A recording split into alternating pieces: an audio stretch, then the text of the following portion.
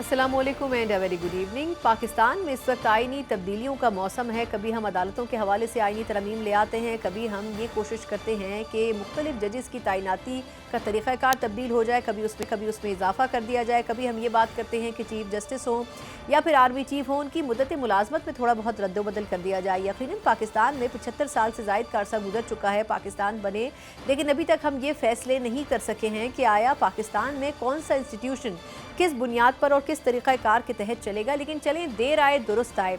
अगर पाकिस्तान में कोई लेजिस्लेशन बेहतरी की बुनियाद पर की जा रही है तो यकीनन उसका फ़ायदा भी होना चाहिए। हुकूमत ये दावे कर रही है कि 26वीं आईनी तरमीम वक्त की ज़रूरत थी और तकाजा भी था, लेकिन अब देखना यह है कि सिलसिला यहाँ पर रुकता हुआ महसूस नहीं होता। एक तरफ 27वीं आईनी तरमीम की बाज़गश सुनाई दे रही है, दूसरी तरफ आज कौमी असम्बली में तवातुर के साथ जिस तरह एक के बाद एक बिल्स की बाज़गश सुनाई दी, उससे भी ये लगता है कि चाहे जजेस की तादाद हो, चाहे आर्मी चीफ की मुद्दत मुलाजमत हो, एक लंबी फहरिस्त है जो अभी भी अंडर द टेबल मौजूद है हुकूमत के, और आने वाले दिनों और हफ्तों में एक एक करके सामने आती रहेंगी। सियासी तौर पर हुकूमत जो कुछ करने जा रही है, क्या सही फैसले हैं या फिर अपने लिए गड़े खुद ही खोद रही है, इसी के ऊपर बात करेंगे। बात करने के सियासतदान और साबिक वफाकी वजीर फवाद चौधरी साहब मेरे साथ इस वक्त मौजूद हैं। सर, ये बताइएगा कि आपके अक्सर तज्जिए दुरुस्त भी साबित होते हैं, खुलकर आप सही गलतियों की जो की जाती हैं उनकी निशानदेही भी करते हैं।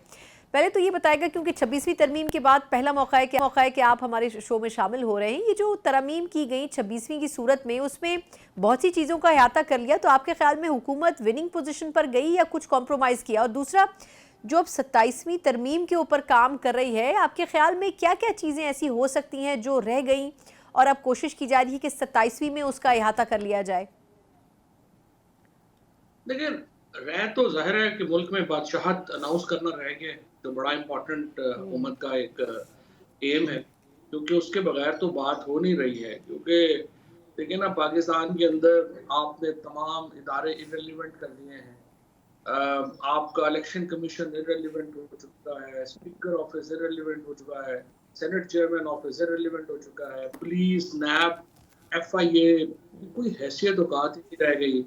इस सारे माहौल में फैसला ये हुआ कि नहीं, अभी ये जो जुडिशरी जो थोड़ी बहुत इंटरवीन करती है, लोअर जुडिशरी में, तो वहाँ पे भी कोई खास चैलेंज नहीं था, लेकिन उन्होंने कहा कि जो सुपीरियर जुडिशरी से हमें चैलेंज मिलता है, इसको भी खत्म करना चाहिए।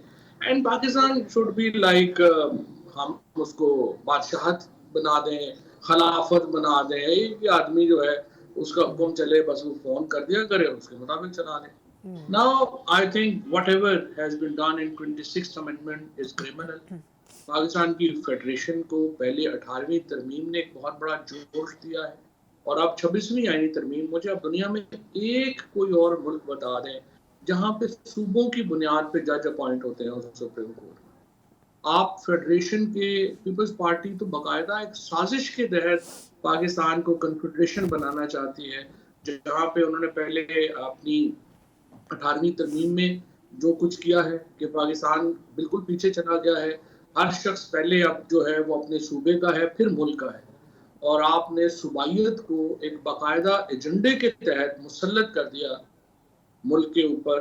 और अब अनफॉर्चुनेटली ये जो अगला आप काम करने जा रहे हैं, जो आप आईनी बेंचेस बना रहे हैं हाई कोर्ट्स में, ये तो एक लास्ट नील होएगी इन दी फेडरेशन।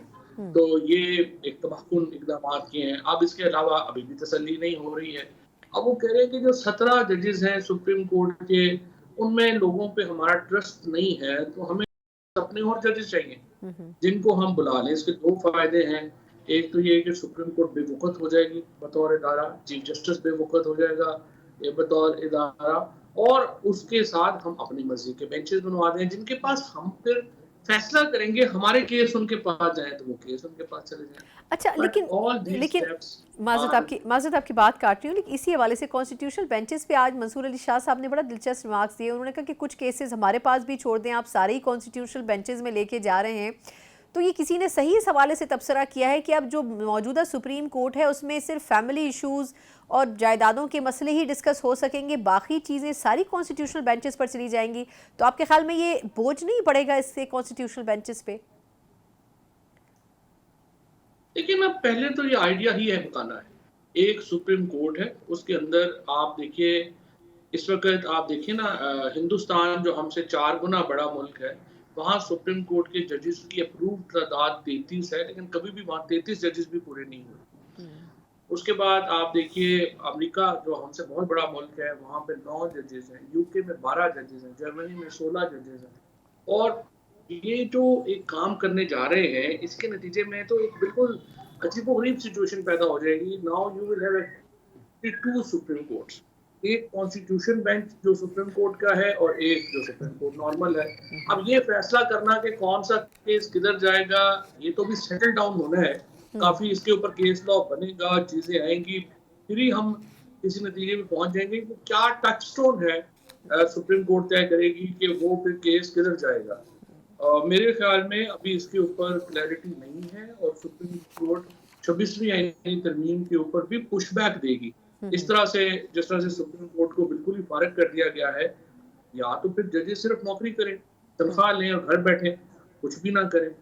और दूसरी सूरत में अगर वो आज देखें फायज जिसा साहब के साथ क्या हो रहा है दुनिया में, जब उन्होंने अपनी फ्राइज जो है इस कदर बाइस्ड और इस कदर आई वुड से आइन से बालातर होकर इस्तेमाल किए हैं, तो आज पूरी दुनिया में उनका ठट्ठा लग रहा है। ही has become a villain of Pakistan and all other judges जो हैं वो भी देख रहे होंगे कि कैसे उनका क्या है, कैसे आगे जाना है। So, I don't think so government के देखिए। फिर दूसरी जो इम्पोर्टेंट बात है ये है कि देखिए ये लोग रियलाइज नहीं कर रहे, पाकिस्तान इज नॉट, हम कोई सिंगापुर या दुबई नहीं है जहाँ की पॉपुलेशन 50 लाख है, 60 लाख है।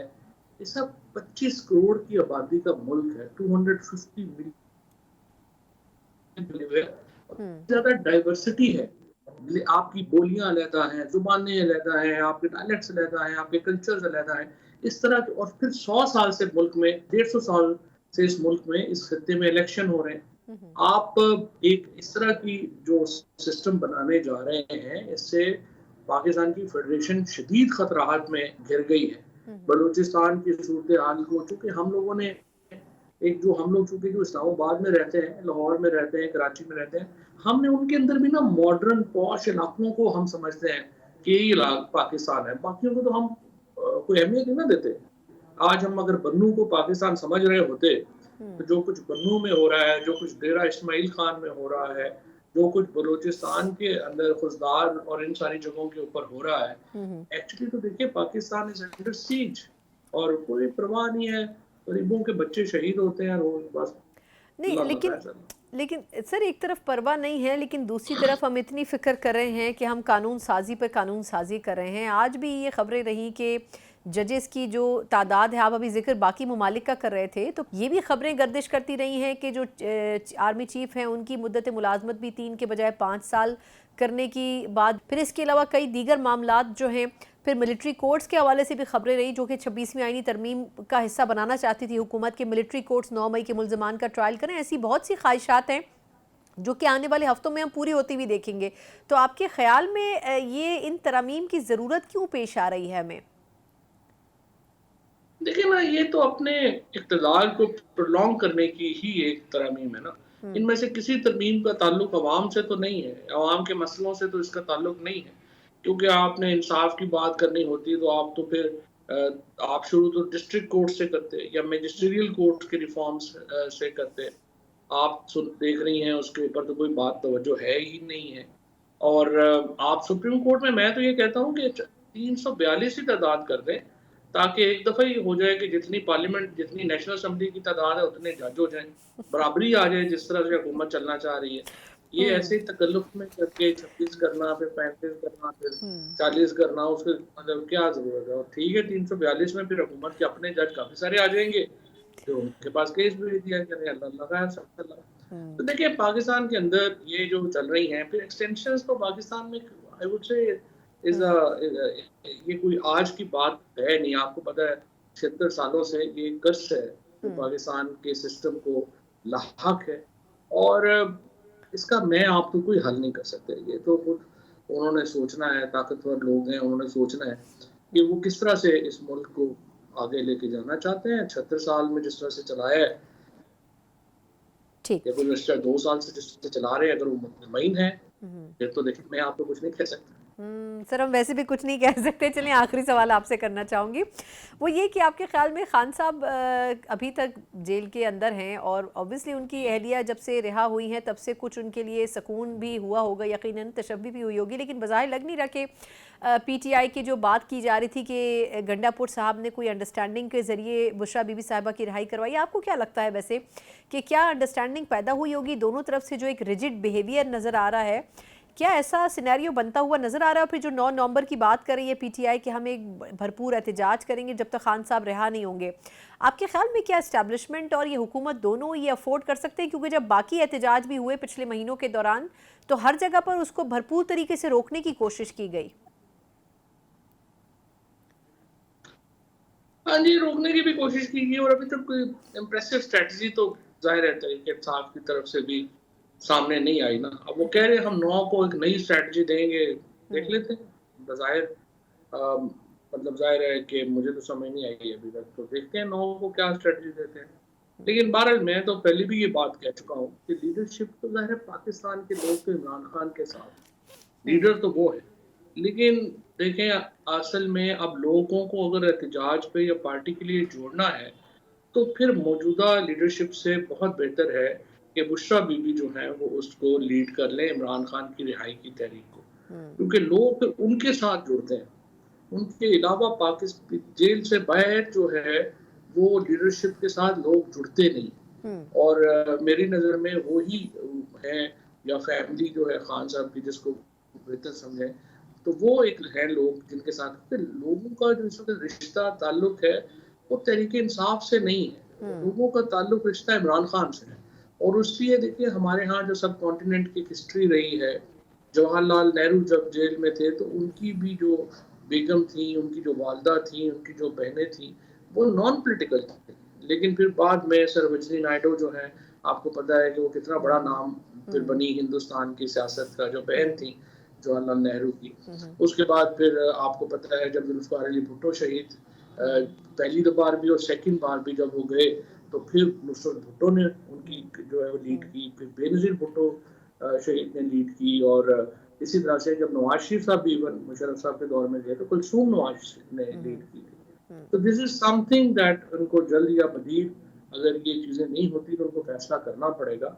और फिर खान साहब की जो फैमिली है वो ही ये प्रोटेस्ट मूवमेंट खान साहब की रिहाई का लीड कर सकते हैं। बिल्कुल ठीक, बहुत बहुत शुक्रिया फवाद चौधरी साहब, सीनियर सियासतदान और साबिक वफाकी वजीर हमारे साथ मौजूद थे। एक मुख्तसर वक्फा और उसके बाद जिन आइनी तरमीम की बाज़गश्त आज कौमी असम्बली में सुनाई दी, चाहे प्रैक्टिस एंड प्रोसीजर कमेटी के हवाले से हो या फिर ये कि जो आर्मी एक्ट में तरमीम के हवाले से बात है, यकीनन इनके अपने असरात होंगे। इस पर कुछ सियासी तजिया जानेंगे, हमारे साथ रहिएगा।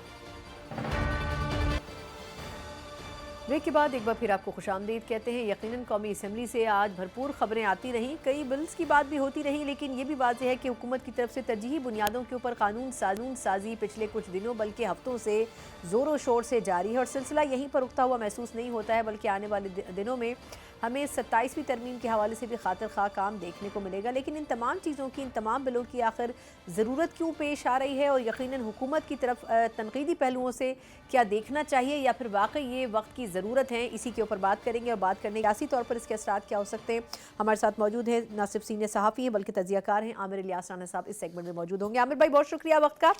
ये फरमाइएगा कि खबरें आज दिन भर यही गर्दिश करती रहीं कि आर्मी तरमीमी एक्ट आ रहा है, आर्मी चीफ की मुद्दत मुलाजमत से मुताल्लिक है, फिर जजेस की तैनाती भी ये कहा जा रहा है कि जो तादाद है वो 17 के बजाय बढ़ाने की बात की गई, कभी 34, कभी 50 के करीब, कभी 25 के करीब।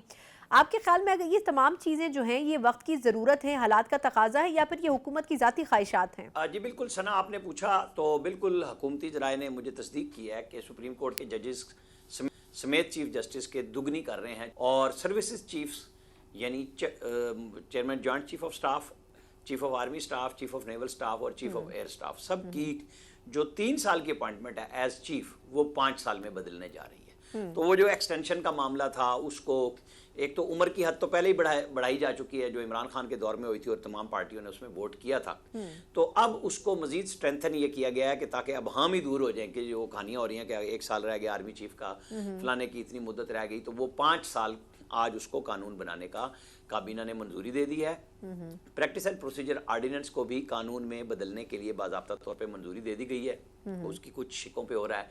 विफाकी काबीना में भी इजाफा होने जा रहा है, उसमें भी चंद नए वजीर शामिल किए जा रहे हैं। कि आज की ये खबरें हैं, ज़ाहिर है कि काबीना में तो जो वजीर लाने हैं वो प्राइम मिनिस्टर की स्वाबदीद पे होता है और बाकी कैबिनेट से अप्रूवल ले ली गई है इन चीज़ों की। तो अब ये धमाके खेज खबरें शुरू हो जाएंगी आगे चल के कि जी क्या ज़रूरत थी, बहस होगी तो ज़रूरत, अगर पीटीआई मुखालफत करती है तो भाई उन्होंने तो पहले ही खुद कानून और मंसूर अली शाह साहब जो इस वक्त सीनियर मोस्ट जज हैं उनकी आसिफ सईद खोसा साहब के साथ ये तजवीज़ थी उस बेंच में कि गवर्नमेंट को 6 महीने दे दिए जाएं और फिर फैसला भी आया कि आप कानून साजी कर लें। तो फिर वो कानून साजी कर दी गई थी कि मुलाजमत बढ़ भी सकती है, ख़ास मुद्दत तक जा सकते हैं। तो उसको अब 3 साल को 5 साल में बदलने का फ़ैसला किया गया। तो इससे बहुत सारी चीज़ें क्लियर हो जाएंगी कि कौन कहाँ पे खड़ा है, अब क्या तहरीक चलानी है आपने, किस अपोजिशन करनी है, किसने, ज़ाहिर है गवर्नमेंट पार्टियाँ तो ऑन कर रही हैं ना।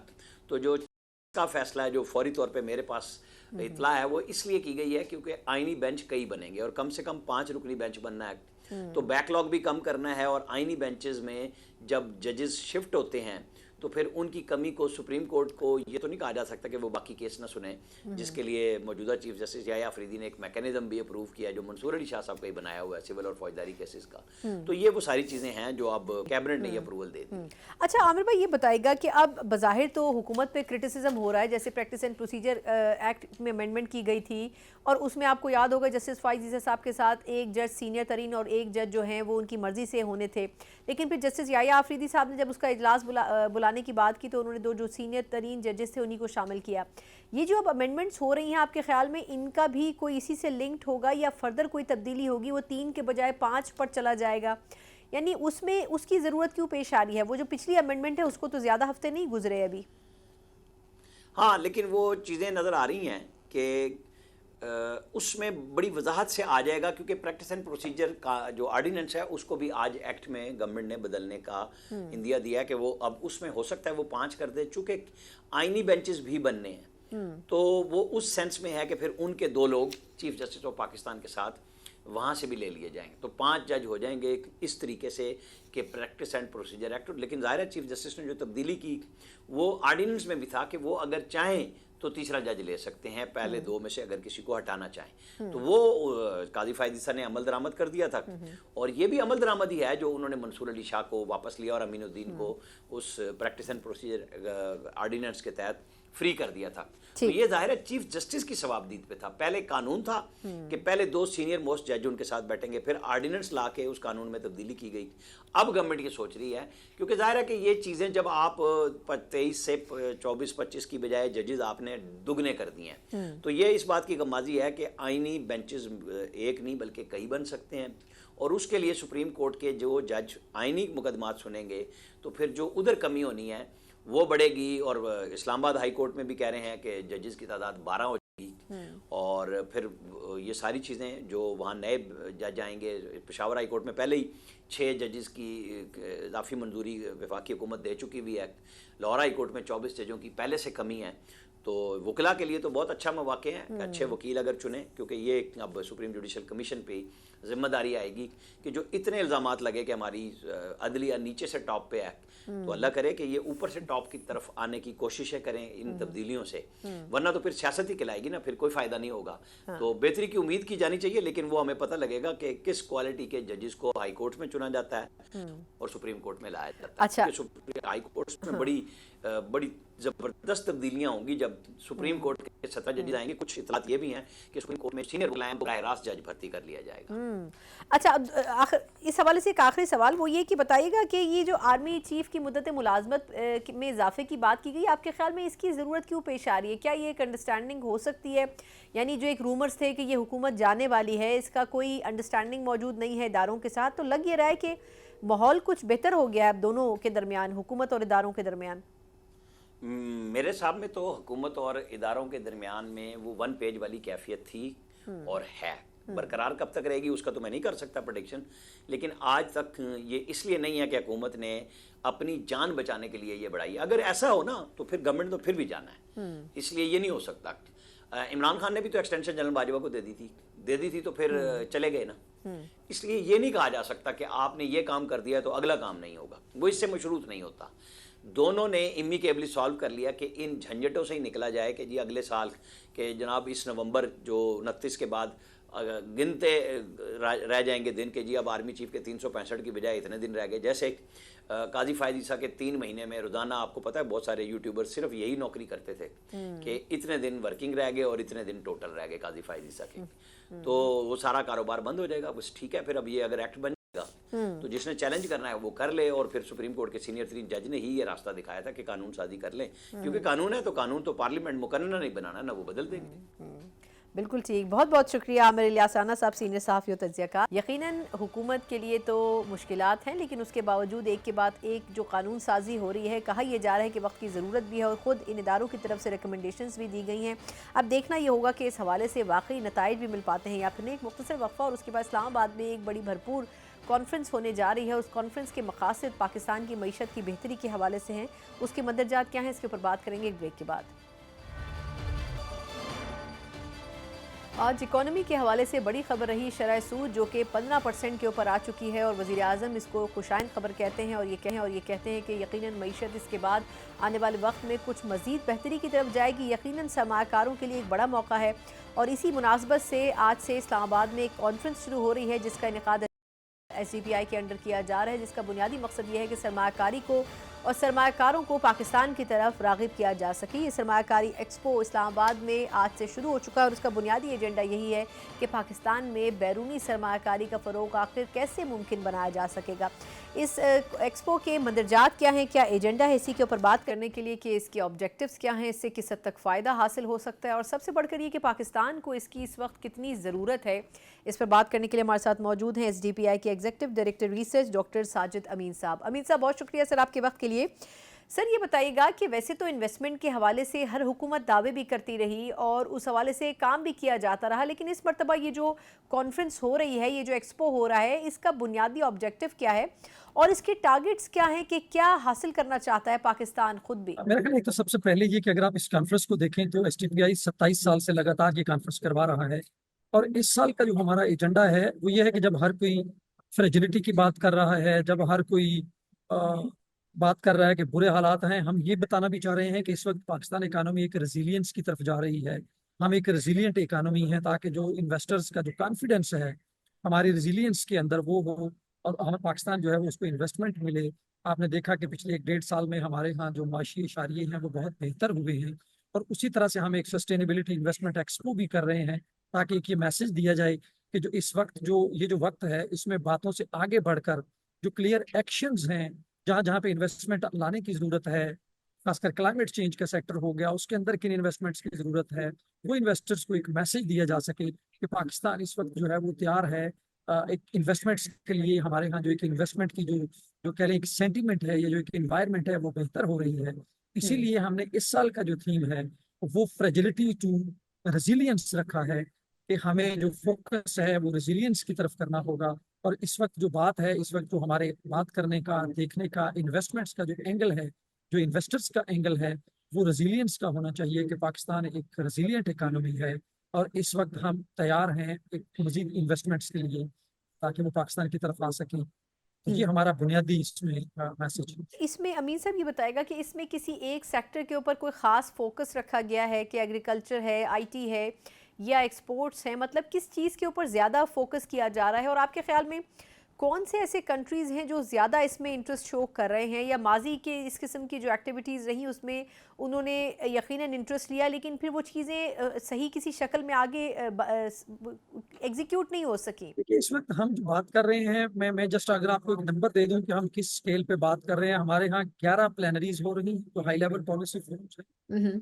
26 के करीब जो है वो टेक्निकल सेशंस हो रहे हैं जहाँ पे इकानमी से जुड़े, क्लाइमेट से जुड़े, इन्वायरमेंट से जुड़े, आम आदमी से जुड़े जो मसाइल हैं, रोजगार के हैं, गुर्बत के हैं, इन्वेस्टमेंट के हैं, क्लाइमेट चेंज के हैं, एग्रीकल्चर के हैं, IT के हैं, टेक्सटाइल सेक्टर के हैं, इस पर भी हम बात कर रहे हैं। इस तरह पाकिस्तान के जो डेट के मसाइल हैं हम उसके ऊपर भी 2-3 जगहों पे बात कर रहे हैं कि जो कर्जा है, आम आदमी की जो मुश्किलात हैं जब कर्जा वापस करने की पॉलिसीज आती हैं उनको कैसे बेहतर किया जा सकता है।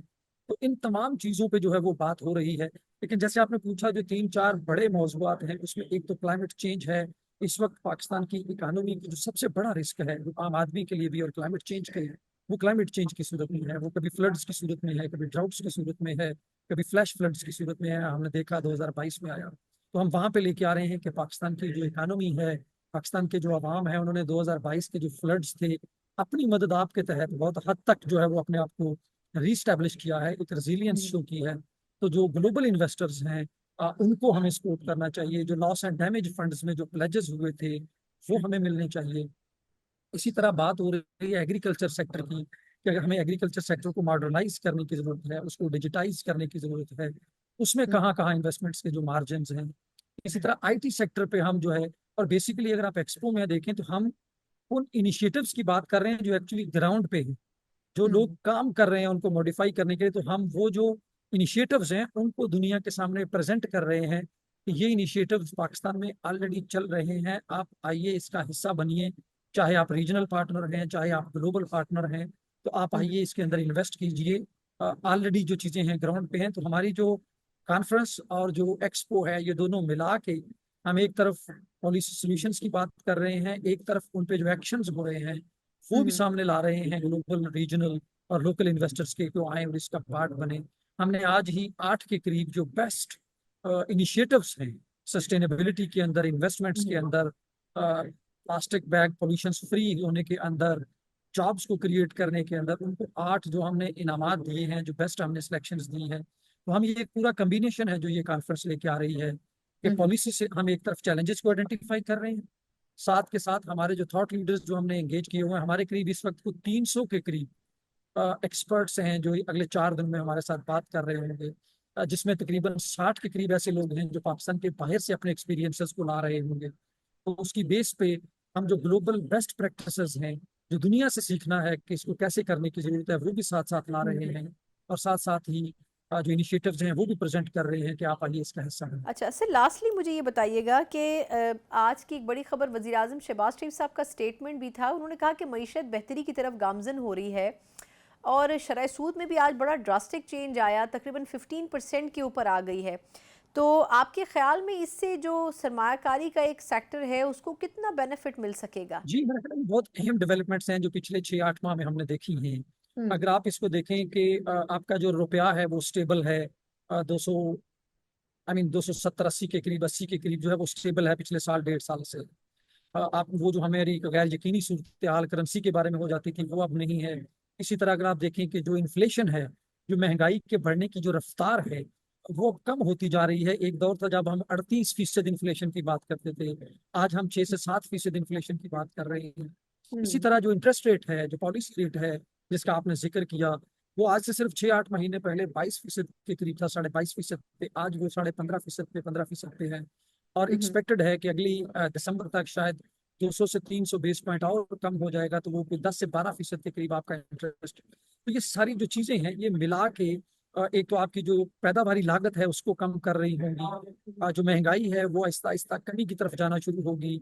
अभी तो ज़ाहिर है बढ़ रही है लेकिन स्लो रफ्तार से बढ़ रही है, बट हमें देखना होगा कि इसको कम कैसे किया जा सकता है। इन्वेस्टर्स जो है उनके लिए जो सरमाए की कीमत है वो बड़ी अहम होती है कि किस कीमत पे उनको सरमाया मिल रहा है। वो 20% से अब तकरीबन 15% पे आ गई है, और अगले अगर 2-3 महीने में वो 10% पे चली जाती है, तो आप समझ लें कि जो आधी रह गई है जो आज से 1-1.5 साल पहले थी। एक्सचेंज रेट हमारा स्टेबल है। तो ओवरऑल जो इकानमी के इशारे हैं वो बेहतर हुए हैं पिछले साल 1.5 साल की निस्बत। लेकिन एक चीज जो मैं लाजमी कहता हूँ, आपके तवसत से भी कहूँगा, कि गवर्नमेंट को अब ये चाहिए कि वो इस जो इकोनॉमिक स्टेबिलिटी आई है उसको ट्रांसफॉर्म करना शुरू करे आम आदमी की तरफ। उसके लिए रोजगार के मौके पैदा किए जाएं। जो महंगाई के बढ़ने की रफ्तार कम हुई है, अब आहिस्ता आहिस्ता उसको महंगाई की कमी की तरफ मुंतकिल किया जाए। जो अशियाए जी। जरूरत है आम आदमी की, उस पर फोकस किया जाए ताकि आम आदमी को जो है वो फायदा पहुंच सके। और यही वो चीज है जो SDC sustainable development conference 27th जो SDPI की है, और जो हमारी एक्सपो है, हम यही तमाम वो मैसेजेस हैं जो गवर्नमेंट तक, डेवलपमेंट पार्टनर्स तक और आम आदमी तक, और हमारे जो कॉलीग्स मीडिया में हैं उन सबके जरिए यही दे रहे हैं कि आप आइए, इस जो सस्टेनेबल तरक्की है, जो इस वक्त हमें इकोनॉमिक स्टेबिलिटी मिली है, इसको सस्टेनेबिलिटी में जी। कन्वर्ट करें। और उसके जो फवायद हैं वो आम आदमी की तरफ लेके जाएं। बहुत बहुत शुक्रिया डॉक्टर साजिद अमीन, एग्जीक्यूटिव डायरेक्टर रिसर्च SDPI, जो कि बेसिकली इस सरमाकारी एक्सपो को देख भी रहे हैं और ख़ास तौर पर एज एन इंस्टीट्यूट ओवरऑल जो इसका एजेंडा है उसके ऊपर काम करने की भरपूर कोशिश कर रहे हैं। लेकिन अब देखना होगा कि आया पाकिस्तान, जिसके वज़ीर आज़म मईशत के हवाले से कह रहे हैं कि पाकिस्तानी मईशत बेहतरी की तरफ गामजन है, उसके आने वाले वक्त में आसार रुनुमा होते हैं या फिर नहीं। सी नोट के साथ प्रोग्राम से मुझे इजाज़त दीजिए। अल्लाह हाफ़िज़।